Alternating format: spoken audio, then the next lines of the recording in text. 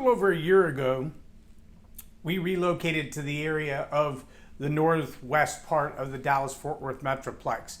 And both of my boys had been working way south in the Cedar Hill, Duncanville, DeSoto area and needed to find jobs closer to where we were moving to. Leading Leaders Podcast, 5-minute videos, 5 days a week. I'm Loren Norris with Leading Leaders Podcast. I remember walking into 7-Eleven. Of course, all the advertising is on the side of my truck. It says Leading Leaders right on the side of the truck. Talks about training, talks about conferences, talks about individual mentoring and coaching and that kind of stuff. And as I walked in the door, I remember seeing the manager or the owner, and she had literally just stuck a help wanted sign in the window. And I turned to her and I said, "What kind of person are you looking for?" She said, "Well, I need several people, young people who can stand on their feet for a long period of time, but people who, believe it or not, will simply show up to work." And I said, "Well, I've got 2 sons that are going to be looking for jobs pretty soon. We're just now relocating to this area. I'd be glad to send them in for an interview." And she pointed to my truck and she said, "Is that your truck?" I said, "Yeah." She said, "So these are boys you've raised?" I said, "Yes, they are." She said, "I'd love to talk to them. How are they with people?" And I said, "Well, one of them has an incredible work ethic. He's always up early. He's always on the job early. He always works harder than anybody else. He always stays late if it's necessary, complains very little. He's a very intense guy, but he's got an incredible work ethic." She said, "Great, but how is he with people?" "Well, he has an incredible work ethic." She said, "Well, what about the other one?" I said, "Well, the other one, he's incredible with people. He's like a mini-me. He never meets a stranger. He can talk to anybody. He could have a 3-hour conversation with a fence post." She said, "You didn't mention his work ethic." I said, "Well, he's great with people. If you could hybrid them, you would have an incredible somebody." We each have our own strengths. We all have our own strengths. Now, here's really the question. It's about work ethic. That's today's question. Work ethic. Just how valuable is it? And I've come to find out in my ripening age that work ethic really falls in 3 schools of thought.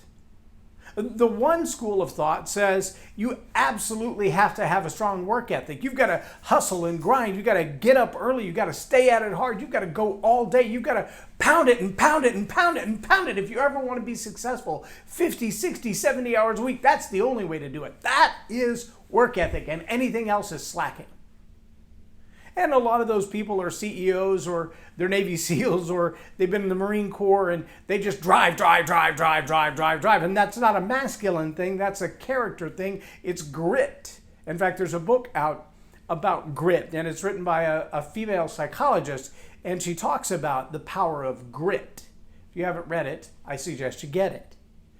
But then on another school of thought, there's well, somebody's going to take care of me all my life anyway. I'm not really my own responsibility. I can get this kind of assistance and that kind of assistance and mooch off of these people and live at home until I'm 40 and blah, blah, blah, blah, blah. And there's really not a need for work ethic because somebody else will always help take responsibility for me.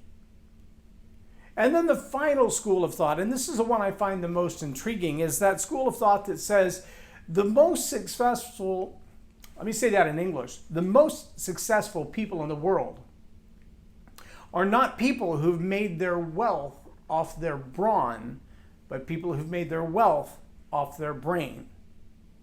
And so it doesn't look like they're working hard because they spend most of their time thinking. Think about that for a minute. How would you measure the work ethic of Steve Jobs versus a guy who works 60 hours a week in construction or as a home contractor building designer homes? Which one of them has more work ethic? Is it about how many hours you show up at work? Or is it about the amount of money in the bank at the end of the day? Is it about the legacy you'll leave behind? I mean, there are a few people who built major homes or construction projects that will live forever, but would you rather be the school of thought that says, I don't need a work ethic, there will always be someone, whether it's the government or somebody else, to provide my health care and my basic needs? Would you rather be the one who grinds it every day, all day long, side hustle after side hustle, job after job? Or would you rather be the one that says, I'd rather make money with my brain and not my brawn? I'd rather think through the process and be a problem solver and a solution creator and a new idea generator than just someone who's willing to work up a sweat all day, every day. I don't know which one's right, but I do know this. The longer you sit on the couch eating Cheetos and watching television and playing video games for no profit, the less likely you're going to succeed. Now, let me throw in the caveat, because esports is becoming an incredible industry all on its own and is generating some incredible wealth for people who are very good at video games. Who'da thunk it? But then who'da thunk 10 years ago that there would be YouTubers with millions of dollars in the top 5 earners in the United States and around the world?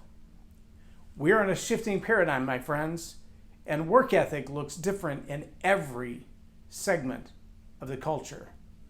Ask a drug dealer who works every single weekend. I'm Loren Norris with Leading Leaders Podcast for Tell It Like It Is TV. Have a blessed day.